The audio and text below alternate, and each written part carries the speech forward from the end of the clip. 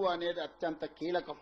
అందుకే ఈ జిల్లా వలసలు ఆపాలన్నా, మన పిల్లలు చదువుకోవాలన్నా, మన రైతులు బాగుపడాలన్నా, మన ఆడబిడ్డలు తలెత్తుకొని గౌరవంగా బతకాలన్నా పాలమూరు జిల్లా సస్యశ్యామలం కావాలి. ప్రతి ఎకరాకు నీళ్లు ఇవ్వాలి. ప్రతి ఊర్లో బడి ఉండాలి. నేను ఇవాళ ఒక్క మాట చెప్పదలుచుకున్నా. ఆత్మ గౌరవంతో బతకాలంటే ఇందిరమ్మ ఇల్లు ఉండాలి. ఇవాళ మన జిల్లాలో హనుమాన్ల గుడి లేని తండా ఉండొచ్చు, గూడెం ఉండొచ్చు, గ్రామం ఉండొచ్చు.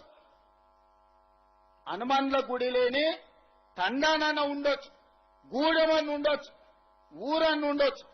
కానీ ఇందిరమ్మ ఇల్లు లేని ఊరు లేదు. నేను గుండె మీద చేసుకొని నేను చెప్తున్నా. ఈడ వేలాది మంది వచ్చారు.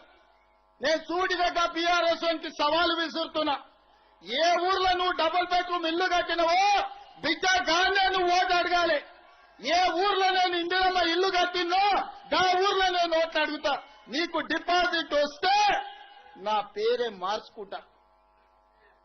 మీద బతుక డబుల్ బెడ్రూమ్ ఇల్లు ఇస్తామని, దళితులకు 3 ఎకరాల భూమి ఇస్తామని, కేజీ టు పీజీ ఉచిత విద్య ఇస్తాని, ఉత్తర్నాపూర్ లో మునిగినోళ్లకు ప్రభుత్వ ఉద్యోగం ఇస్తాని నోరు తెలిస్తే అబద్దాలు చెప్పి ఇవాళ మేము పనిచేస్తుంటే కాళ్ళ కట్టబెట్టి అడ్డం పడి మా పాలమూరు అభివృద్ధిని అడ్డుకుంటావా?